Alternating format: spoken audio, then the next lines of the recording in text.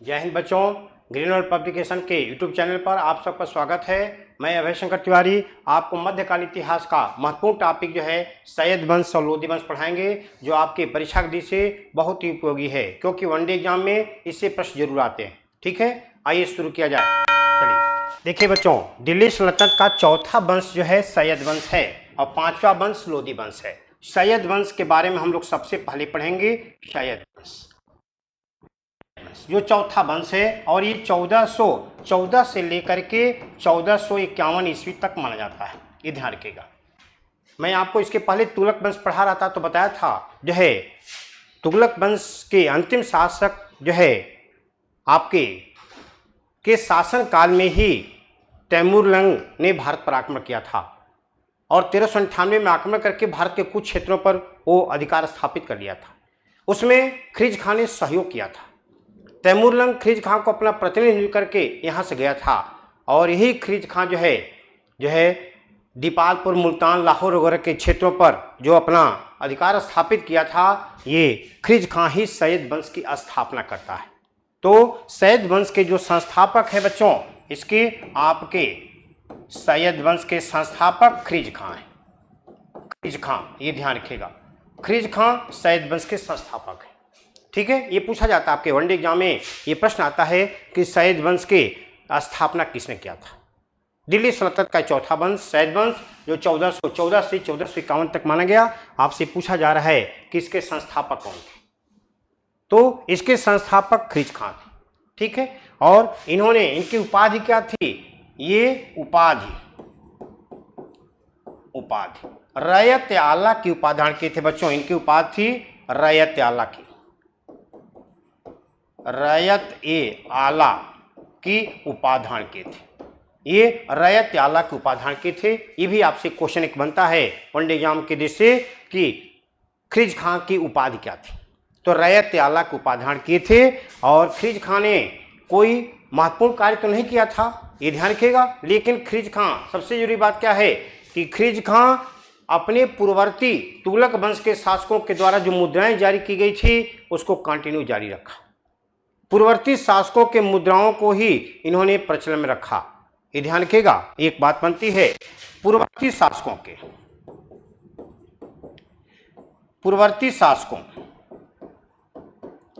तुगलक वंश के द्वारा प्रचलित मुद्राओं को जारी रखे थे। एक बात ये आपसे पूछा जा सकता है। दूसरी बात ये जो है, जो कर वसूलते थे, कर को यहां से वसूल करके जो है तैमूरलंग को या उसके उत्तराधिकारियों को भेजा करते थे। कर वसूल करके तैमूरलंग को भेजा करते थे, उसके उत्तराधिकारियों को भेजा करते थे। ध्यान रखिएगा, कर वसूल करके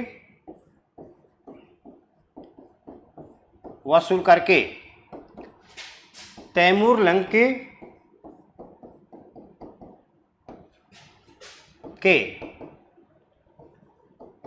प्रतिनिधियों को जो है भेजा करते थे। एक प्रश्न आपको यहां पर बनता है, ध्यान रखिएगा जो है, लेकिन न तो ये अपने नाम से कोई मुद्रा जारी करवाए थे और न ही विधिवत सुल्तान की तरह कार्य कर रहे थे। ये ध्यान रखिएगा। ये जो है कर वसूल करके यहां से जब तैमूरलंग को भेजते थे, जब मर गया तो उसके प्रतिनिधि को, जो उत्तराधिकारी थे, उसको भेजा करते थे। बाद में जो है 1421 ईस्वी में जब आपके खिलजी खान की मृत्यु हो गई तो इनके उत्तराधिकारी पुत्र आते हैं मुबारक शाह। ये ध्यान रखिएगा, इनके उत्तराधिकारी आते हैं मुबारक शाह। ध्यान रखिएगा जो है 1421 ईस्वी में मृत्यु के बाद उत्तराधिकारी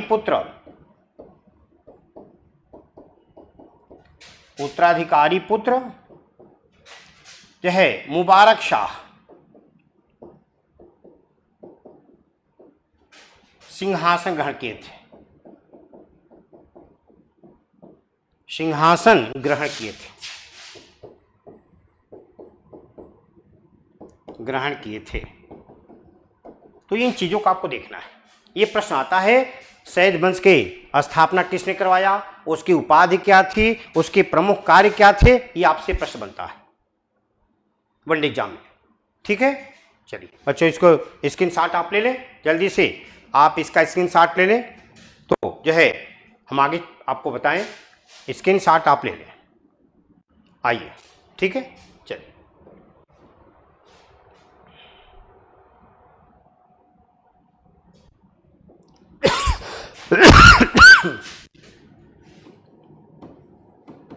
मुबारक शाह हम लोग को पढ़ना है।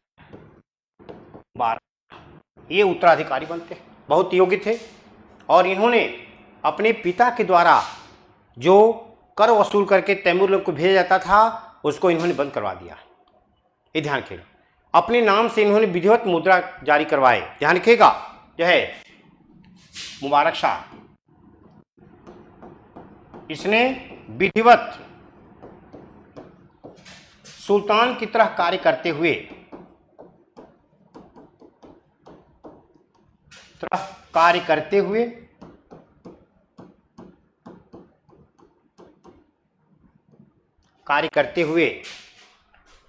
अपने नाम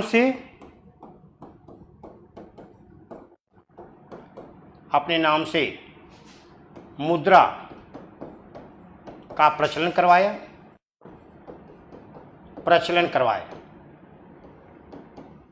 थे। ये ध्यान रखिएगा।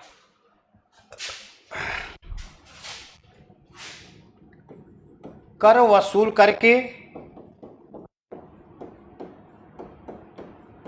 तैमूर लंके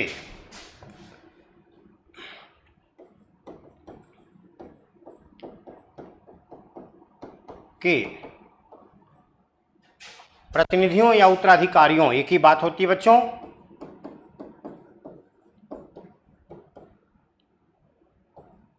को भेजना बंद कर दिए थे, बंद किए। ये ध्यान रखिएगा। ठीक है, भेजना बंद कर दिए थे, बंद किए। नेक्स्ट बड़ी बात क्या है इन्होंने जो है याहिया बिन सरहिंदी को अपने दरबार में संरक्षण देकर के उनसे एक पुस्तक लिखवाए थे। ये ध्यान रखिएगा, याहिया बिन सरहिंदी से जो है संरक्षण देकर के मुबारक शाही नामक एक पुस्तक लिखवाए थे। मुबारक शाही नामक पुस्तक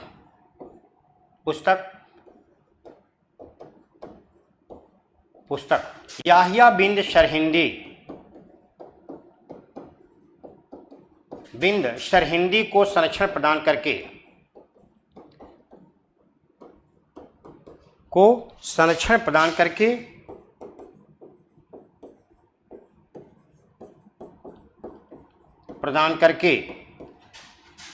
लिखवाए थे। ये ध्यान रखिएगा, जिससे याहिया बिन सरहिंदी ने जो पुस्तक लिखा मुबारक शाही, उस पुस्तक से सैयद वंश के बारे में जानकारी प्राप्त होती है। मुबारक शाह के बारे में तो हो ही रही है और सैयद वंश के बारे में भी जानकारी प्राप्त करने का एकमात्र स्रोत जो है तारीख जो है आपकी मुबारक शाही नामक पुस्तक है, जिसके लेखक कौन है, याहिया बिन सरहिंदी। ये ध्यान रखिएगा, लिखवाए थे। इस पुस्तक के द्वारा सैयद वंश के बारे में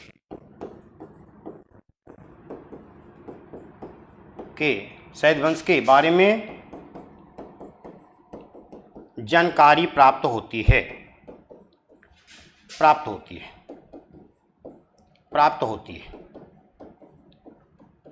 ये चीजों का आपको जानना है। पूछा जा सकता है सैयद वंश के बारे में जानकारी का प्रमुख स्रोत क्या है, तो इन चीजों को आपको जानना है। सैयद वंश के बारे में जानकारी का एक प्रमुख स्रोत जो है आपकी तारीख मुबारक शाही है। ये बहुत महत्वपूर्ण पुस्तक है।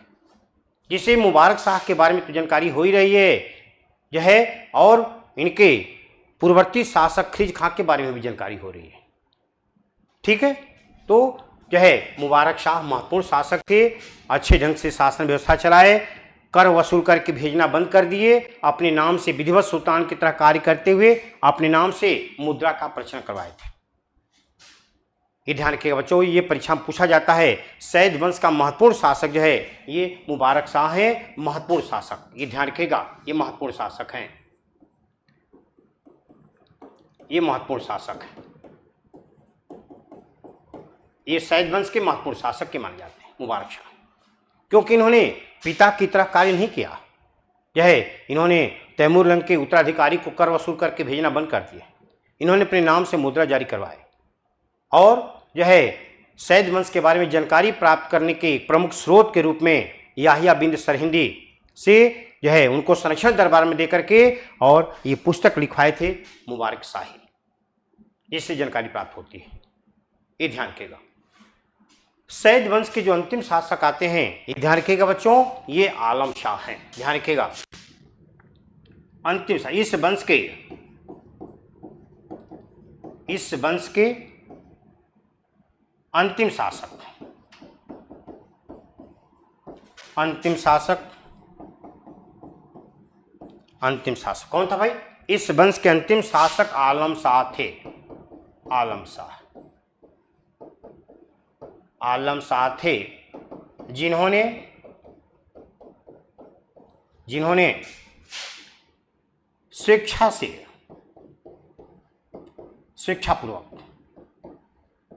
स्वेच्छापूर्वक बहलोल लोदी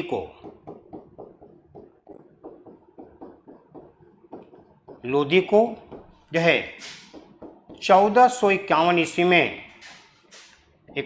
में जो है सिंहासन सौंप दिया था। सिंहासन जो है प्रदान कर दिए थे।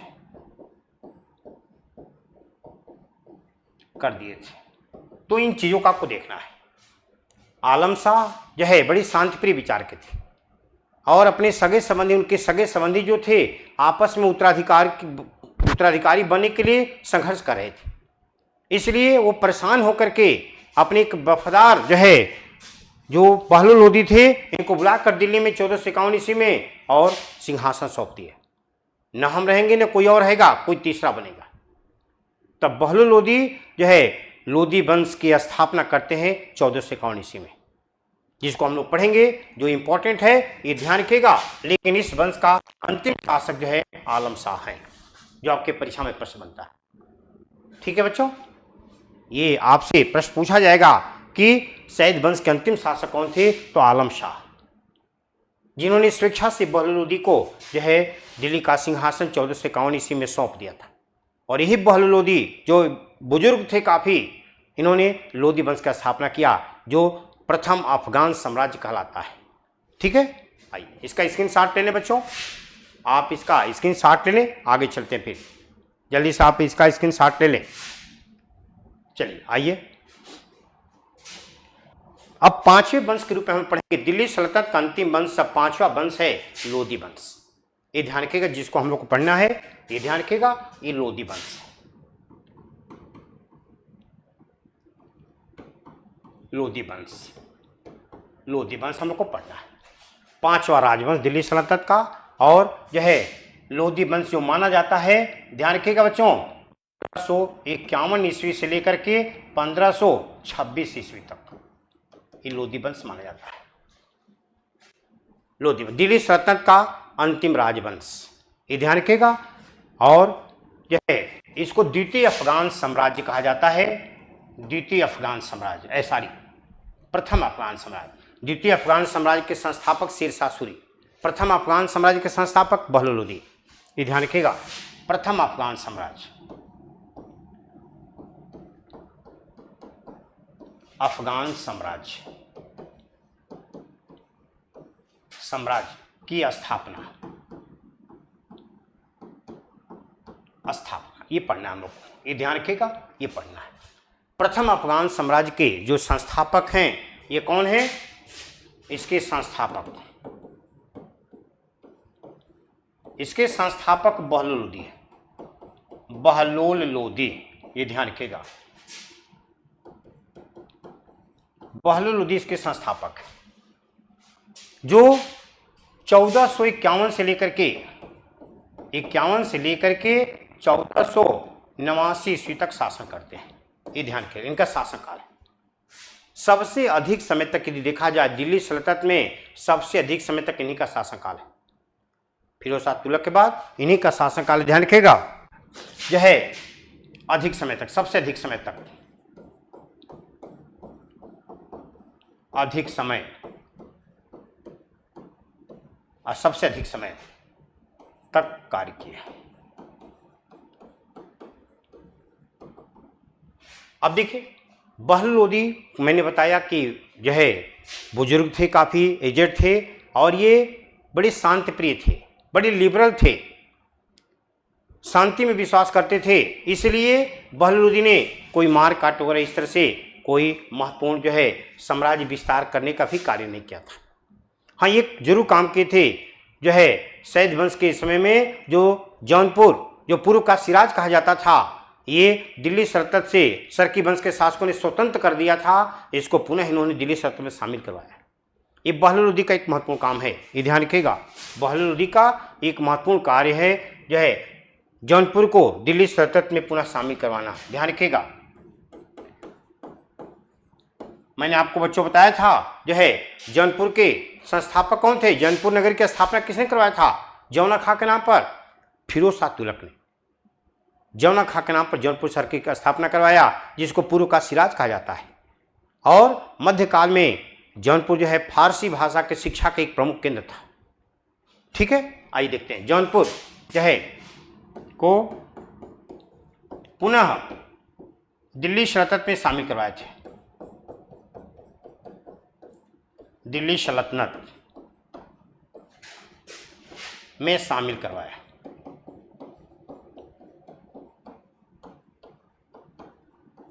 करवाए थे। ये आपसे एक प्रश्न पूछा जाता है, ध्यान रखिएगा, ये एक महत्वपूर्ण बात है। ये प्रश्न पूछा जाता है, जौनपुर को पुनः दिल्ली सल्तनत में इन्होंने शामिल करवाया था। इनका राजत्व सिद्धांत,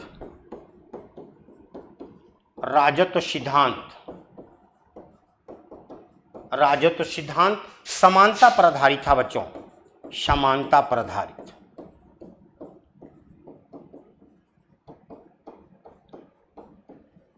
समानता पर आधारित था इनका राजत्व सिद्धांत, समानता पर आधारित था, सब इक्वल है, ये ध्यान रखिएगा।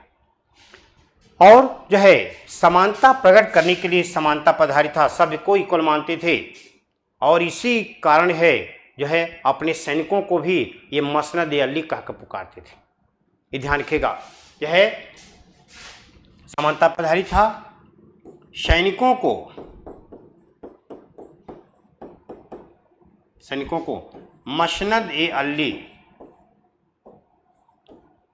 मसनद-ए-अली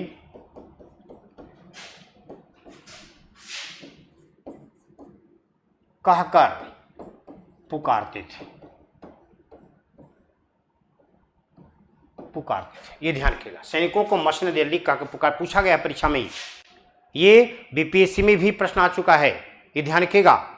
तो बिहार शिक्षक भर्ती परीक्षा के लिए भी ये जो है महत्वपूर्ण टॉपिक है। All one day exam, SSC, bank, railway, जिसकी भी परीक्षा की आप तैयारी कर रहे हैं, सबके लिए जो है लोदी वंश बहुत ही महत्वपूर्ण है, ये ध्यान रखिएगा। तो मसनद-ए-अली कहकर ये पुकारते थे, अपने सैनिकों को मसनद-ए-अली कहकर पुकारते थे। राजत्व सिद्धांत इनका समानता पर आधारित था, सबके साथ समानता का बर्ताव करना चाहते थे। दरबार में नेक्स्ट जो सबसे इंपॉर्टेंट बात है, दरबार में यह है अन्य लोगों की तरह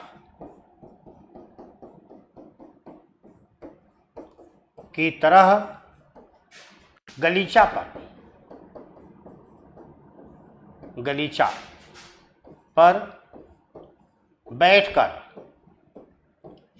पर बैठकर यह सभा को संबोधित करते थे, संबोधित करते थे, ये संबोधित करते थे।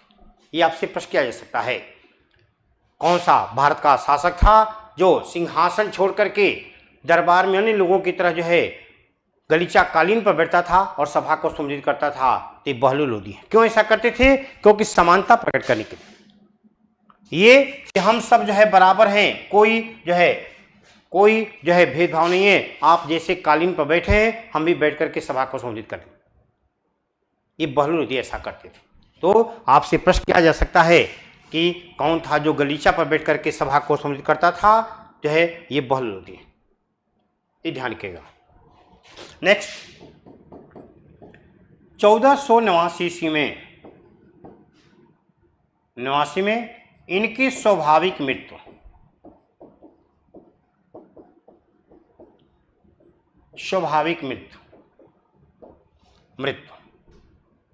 के बाद सिकंदर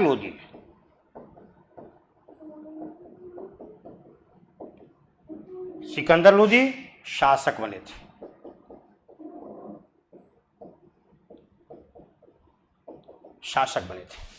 तो ये बच्चे आपसे पूछा जा सकता है कि बहलोल लोदी का उत्तराधिकारी पुत्र कौन था? तब बहलोल लोदी के उत्तराधिकारी पुत्र सिकंदर लोदी था, जिसको निजाम खां भी कहा जाता था।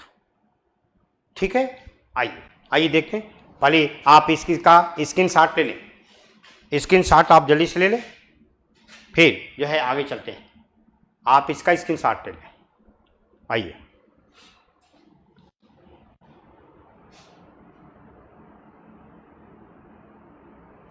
देखिए हम लोग सिकंदर लोदी पे बात करेंगे, जो सिकंदर लोदी वंश का सबसे महत्वपूर्ण शासक है। सबसे महत्वपूर्ण शासक जो है लोदी वंश का सिकंदर लोदी। देखिए सिकंदर लोदी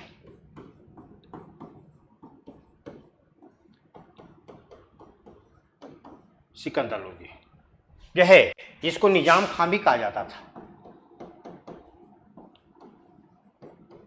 निजाम खां ये कब से कब तक शासन किया है?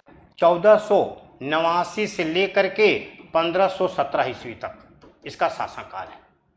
ये ध्यान रखिएगा, ये इसका शासनकाल है। सिकंदर लोदी वंश का महत्वपूर्ण शासक और जो है अत्यधिक धर्मांध शासक था। ध्यान रखिएगा, अत्यधिक धर्मांध शासक था। ये ध्यान रखिएगा। सिकंदर लोदी धर्म के आधार पर भेदभावपूर्ण व्यवहार किया, हिंदुओं के साथ अच्छा बर्ताव नहीं किया। ये ध्यान रखिएगा। योग्य तो था, फारसी भाषा का बहुत जानकार था, लेकिन हिंदुओं के साथ ये अच्छा बर्ताव नहीं किया था, जबकि स्वयं हिंदू मां से पैदा हुआ था, इसकी पत्नी भी हिंदू थी, लेकिन अच्छा बर्ताव नहीं किया। क्यों? क्योंकि जो है बोधन नामक एक ब्राह्मण थे, उनसे कहा कि आप धर्म परिवर्तन कर लीजिए। अब बोधन नामक ब्राह्मण ने धर्म परिवर्तन करने से मना कर दिया, उनको मृत्युदंड दे दिया था। ये ध्यान रखिएगा, बोधन नामक ब्राह्मण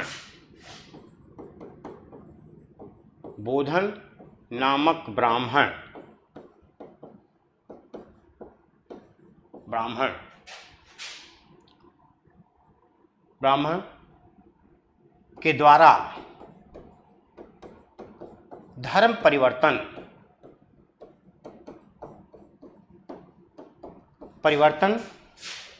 करने से इनकार करने पर मृत्युदंड दे दिया था। ये आपसे पूछा जाएगा परीक्षा में, ये ध्यान रखिएगा, करने पर मृत्युदंड दे दिया।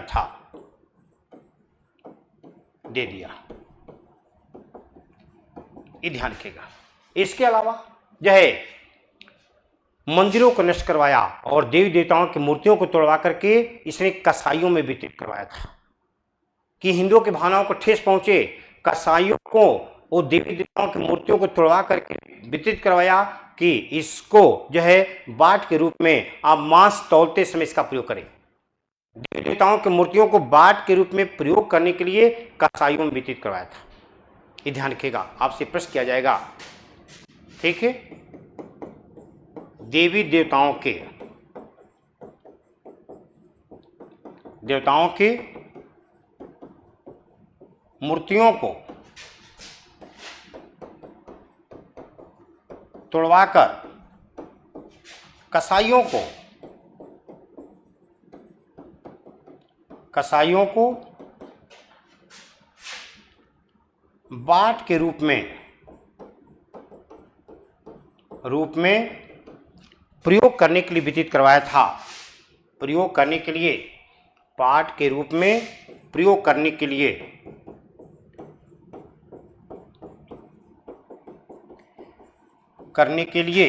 वितरित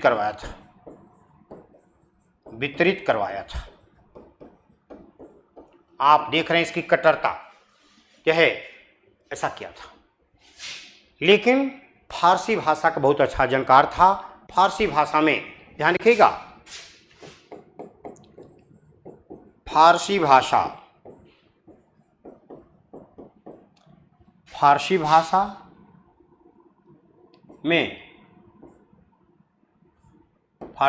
में आप देखेंगे यह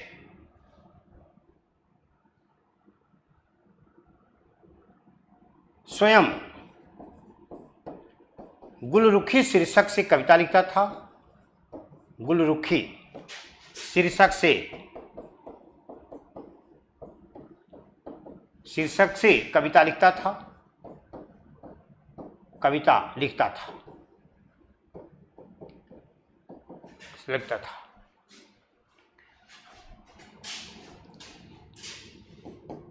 लज्जते ए सिकंदरी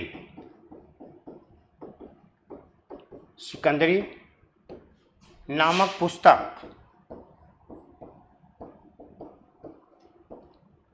पुस्तक फारसी में संगीत से संबंधित लिखवाया था। संगीत से संबंधित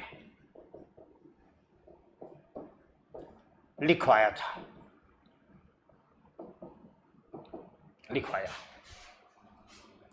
फरहंगे सिकंदरी, ध्यान रखिएगा, यह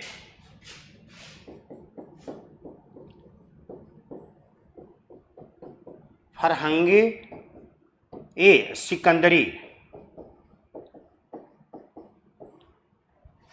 के नाम से, फरहंगे सिकंदरी आयुर्वेद का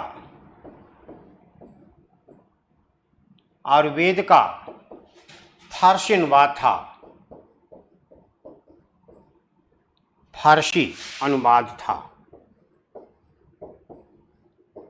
अनुवाद करवाया था। ये ध्यान रखिएगा, आयुर्वेद का जो है फारसी में अनुवाद, जो संस्कृत में लिखा गया, फारसी में अनुवाद जो है फरहंगे सिकंदरी के नाम से करवाया था। गज सिकंदरी, आगे देखिए, आप इसका स्क्रीनशॉट ले लें, फिर आगे हम चलते हैं। आइए, गज ए सिकंदरी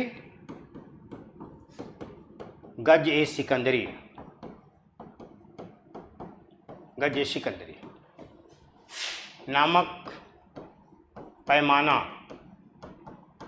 पैमाना भूमि मापने के लिए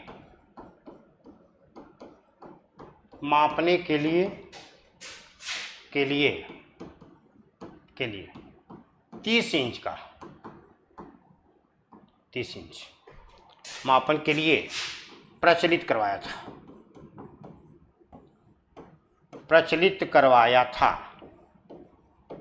ध्यान रखिएगा, ये पूछा जा सकता है कि गज सिकंदरी नामक पैमाना किसने प्रचलित करवाया, तो सिकंदर लोदी ने प्रचलित करवाया था। अच्छे ढंग से शासन व्यवस्था चलाया, जो है ये ध्यान रखिएगा, गुप्तचर व्यवस्था बहुत जो है सक्रिय किया था। गुप्तचर व्यवस्था सक्रिय किया था। कहा जाता है, इतिहासकार कहते हैं कि कोई अप्रिय घटना नहीं घटी होती थी, कोई भी अप्रिय घटना नहीं घटित होती थी, गुप्तचर पहले ही बता देते थे। इतिहासकार कहते हैं कि जिसे लगता था भूत प्रेत जो है गुप्तचरी का कार्य करते थे। सिकंदर लोदी के लिए पहले से सूचना मिल जाती थी। तो इसकी गुप्तचर व्यवस्था जो है बहुत सक्रिय किया, बहुत सुदृढ़ थी, बहुत मजबूत थी। ये पूछा जा सकता है, प्रश्न आता है, ये ध्यान रखिएगा। गुप्तचर व्यवस्था सक्रिय किया था, ये बहुत मजबूत किया था। इतिहासकार इसकी प्रशंसा करते हैं। सिकंदर लोदी के अच्छे ढंग से शासन व्यवस्था चलाया, कहीं कोई दिक्कत नहीं था। और जो है हिंदुओं के भावनाओं को ठेस पहुंचाने के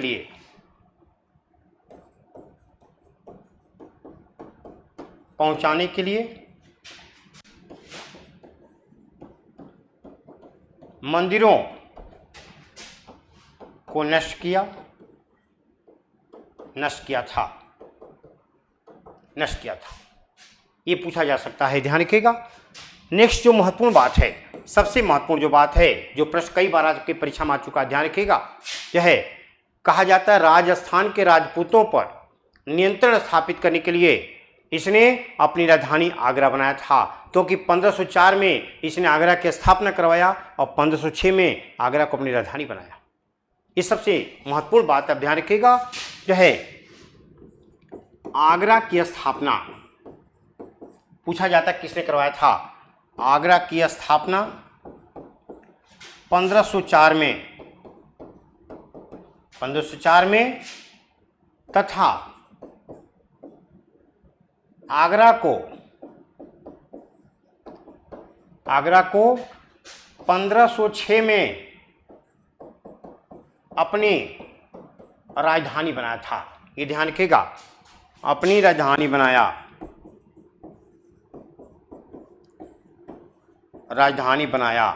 था।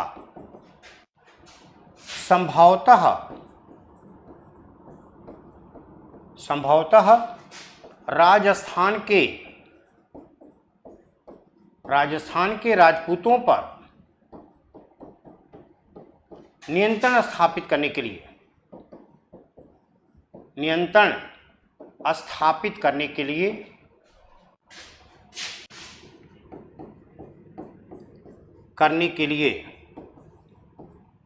लिए ऐसा किया था।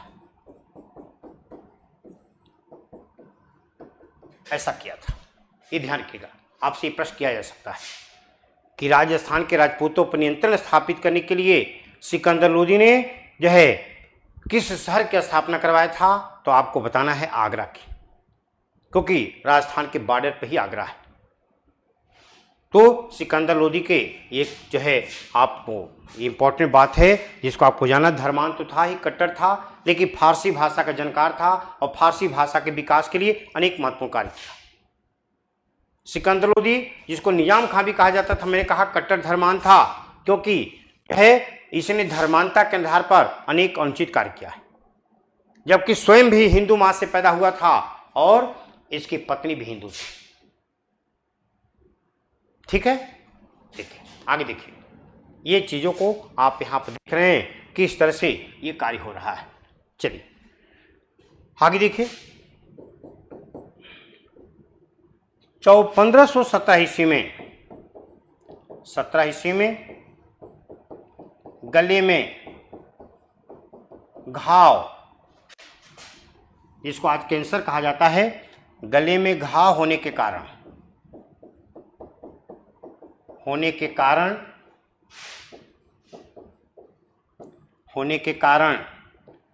मृत्यु को प्राप्त किया था।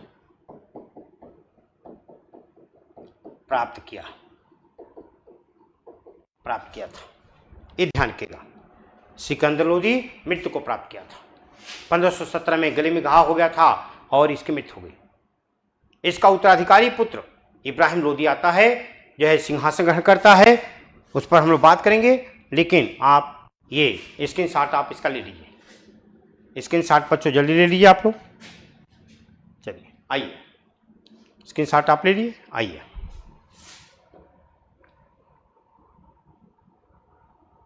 देखिए, दिल्ली में लोदी पार्क, लोधी पार्क।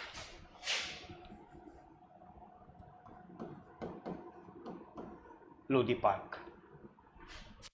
दिल्ली में इसका मकबरा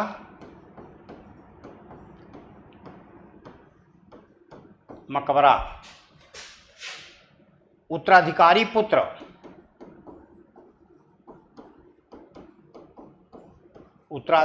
पुत्र किसने बनवाया था? इब्राहिम लोदी ने। इसका मकबरा दिल्ली में बनवाया है उत्तराधिकारी पुत्र इब्राहिम लोदी ने।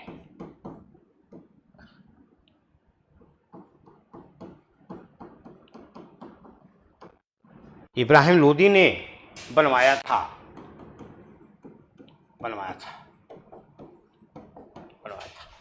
सिकंदर लोदी दिल्ली में मोठ की मस्जिद का निर्माण करवाया था। यह आपसे प्रश्न आ सकता है, ये ध्यान रखिएगा। यह है सिकंदर लोदी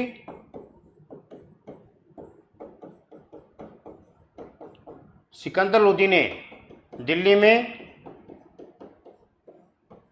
में मोठ की मस्जिद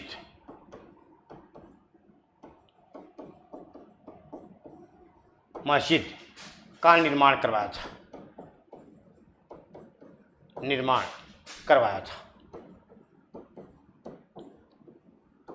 ये आप कुछ ध्यान रखें बच्चों। आपसे पूछा जा सकता है सिकंदर लोदी के कार्यों को अकॉर्डिंग टू सीरियल नंबर आपसे पूछा जा सकता है, क्रमशः बताइए उसके कार्यों को। तो ये प्रश्न आपसे पूछा जा सकता है, इसको ध्यान रखिएगा। ठीक है, अब हम लोग को पढ़ना है क्या? इब्राहिम लोदी।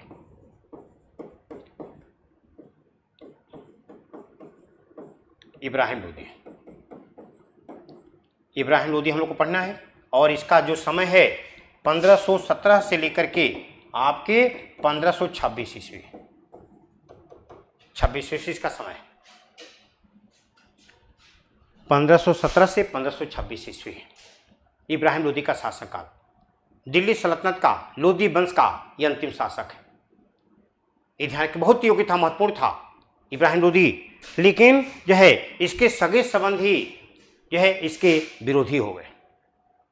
पंजाब के गवर्नर जो है दौलत खां लोदी और उसका पुत्र आलम खां लोदी इसका खुद दुश्मन बन गए थे, क्योंकि पंजाब के गवर्नर दौलत खां लोदी खुद दिल्ली का सिंहासन प्राप्त करना चाहता था। ऐसा नहीं कर पाया तो इसके खिलाफ हो गया। ये ध्यान रखिएगा। जो है इब्राहिम लोदी के बारे में हम लोग पढ़ें। इसके विरोधी चाचा पंजाब के गवर्नर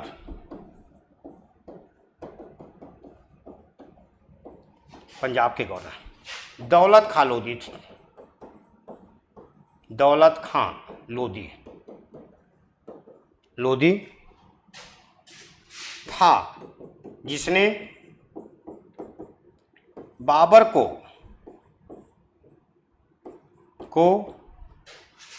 इसके खिलाफ युद्ध करने के लिए प्रेरित किया।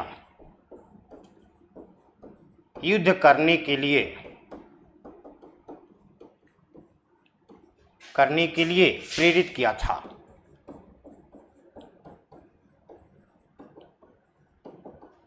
था। जो है बाबर को उसने आमंत्रित किया, बताया कि आप आइए, इसे युद्ध करिए, हम लोग इसका साथ नहीं देंगे।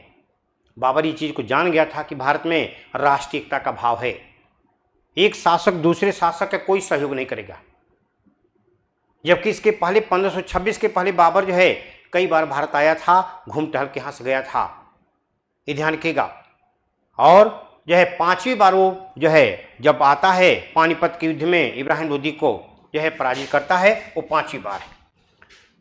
इसके खिलाफ युद्ध करने के लिए प्रेरित किया था। खतौली के युद्ध में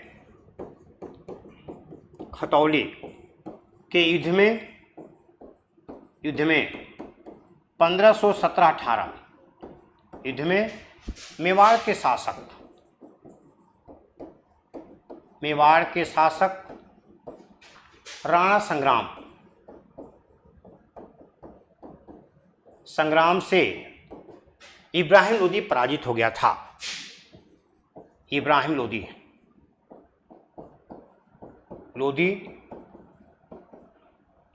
पराजित हो गया था। पराजित हो गया था, पराजित हो गया था। लेकिन इब्राहिम लोदी तो योग्य था, राणा संगा भी योग्य था, फिर भी राणा संगा पराजित करने के बाद भी डरा हुआ था कि इब्राहिम लोदी प्रतिक्रिया में कार्य करेगा हमारे खिलाफ। इसलिए राणा संगा ने भी, जिसको राणा संग्राम भी कहा जाता है, इसी समय इसने भी बाबर को भारत पर इब्राहिम लोदी के खिलाफ आक्रमण करने के लिए प्रेरित किया। आप आइए, बाबर ये जान गया कि भारत में वास्तव में यह है एक राजा दूसरे राजा का कोई सहयोग करने वाला नहीं, पूरी तरह ग्रीन सिग्नल है, बाबर जान गया था। इसलिए 1526 में पानीपत के प्रथम युद्ध 21 अप्रैल 1526 को बाबर इब्राहिम लोदी को युद्ध स्थल में पराजित करके उसकी हत्या करके और मुगल वंश की स्थापना करता है। तो लोदी वंश का अंत होकर के मुगल वंश की स्थापना हो रही है। इब्राहिम लोदी भारत का पहला शासक है जो युद्ध स्थल में मृत्यु को प्राप्त किया है। ये ध्यान रखिएगा, बहुत योग्य था, फिर भी यह इसके सगे संबंधी इसके खिलाफ हो गए। राणा संग्राम, यह संग्राम से इब्राहिम लोदी पराजित हुआ था। राणा संग्राम भी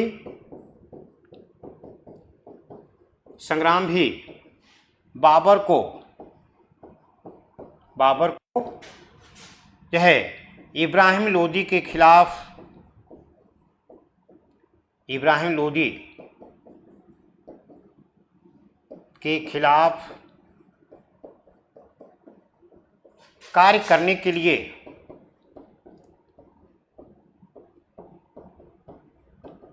लिए प्रेरित किया था।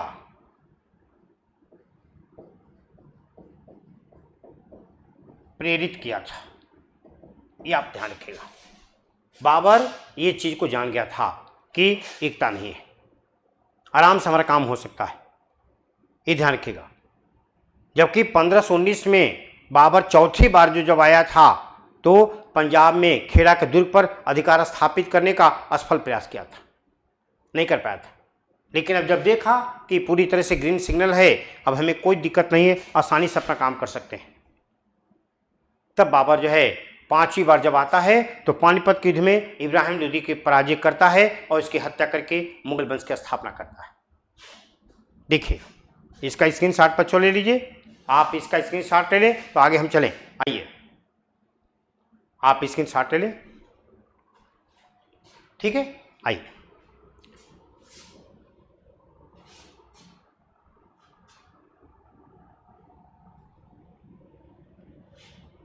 अब देखिए 21 अप्रैल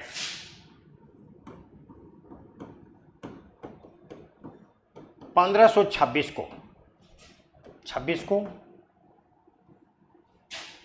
पांचवी बार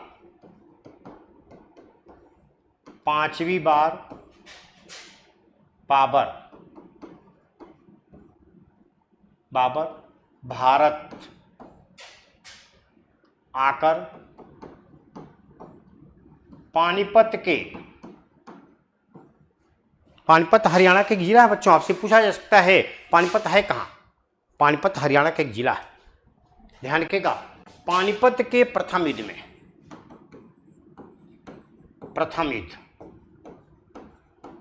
में पानीपत के 3 युद्ध हुआ है, 1526, 1556, 1761, 3 युद्ध हुआ है। तो पानीपत के प्रथम युद्ध में इब्राहिम लोदी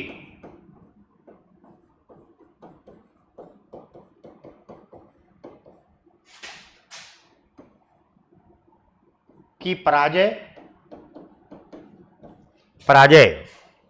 और हत्या करने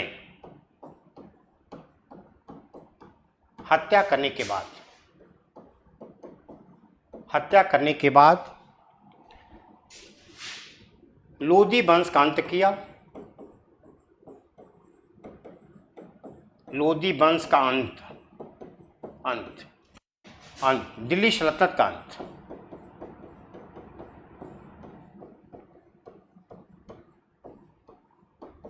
अंत, लोदी वंश का अंत करके मुगल वंश की स्थापना किया था।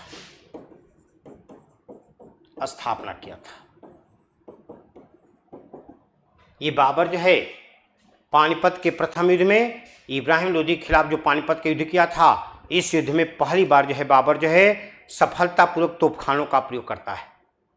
और उसके पास जो तोपची थे जो है बहुत ही योग्य थे। बाबर स्वयं भी कुशल नेतृत्व करता था। इब्राहिम लोदी सोचा भी नहीं था कि जो है इस युद्ध में तोपों का भी प्रयोग होगा, जबकि इब्राहिम लोदी बहुत योग्य था और इसके पास लाखों के सैनिक थे। मात्र 12,000 सैनिक लेकर के बाबर आया था और जो है पानीपत के युद्ध में इब्राहिम लोदी की पराजय और हत्या किया और मुगल वंश की स्थापना किया। बाबर अपनी आत्मकथा में लिखा भी है कि इब्राहिम लोदी बहुत योग्य था, लेकिन अपने विरोधी को हल्के में ले लिया था। वो सोच ही नहीं पाया था कि 12,000 सैनिक लेकर के क्या कर पाएगा, लेकिन बाबर के पास जो है इतना कुशल नेतृत्व था कि जो है बाबर युद्ध में सफल हुआ। तो ध्यान रखिएगा, जो है स्थापना किया था, मुगल वंश की स्थापना किया था। इब्राहिम लोदी बहुत योग्य था, ध्यान रखिएगा, स्थापना किया था। पानीपत के विजय का प्रमुख कारण कुशल सैन्य नेतृत्व,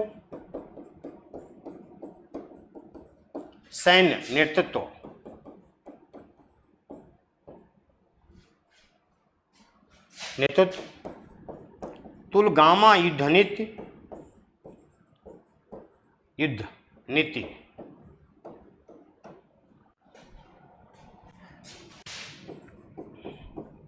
योग्य तोपची उस्ताद अली और मुस्तफ़ा खान, उस्ताद अली तथा मुस्तफ़ा खान,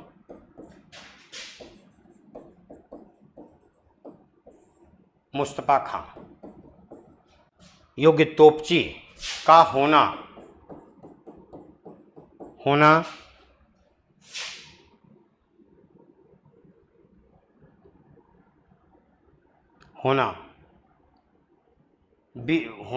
सफलता का प्रमुख कारण था।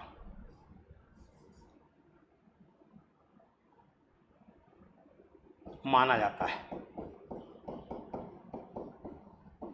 क्योंकि जैसे मैंने बताया कि बाबर के पास जो है मात्र 12,000 सैनिक थे और जो है इब्राहिम लोदी के पास 1 लाख से भी अधिक सैनिक थे। लेकिन बाबर मात्र इतने सैनिकों को लेकर के किस तरह से इब्राहिम लोदी को युद्ध स्थल में पराजित कर रहा है और जो है इसकी हत्या करने के बाद मुगल वंश की स्थापना कर रहा है। इब्राहिम लोदी भारत का पहला शासक है जो युद्ध स्थल में मृत्यु को प्राप्त किया है। ये सबसे इंपॉर्टेंट बात है बच्चों, आपके परीक्षा में प्रश्न आया है। इब्राहिम लोदी प्रथम शासक था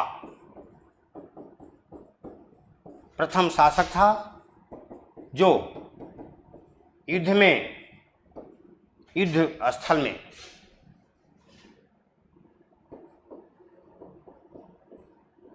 युद्ध स्थल में मृत्यु को प्राप्त किया था।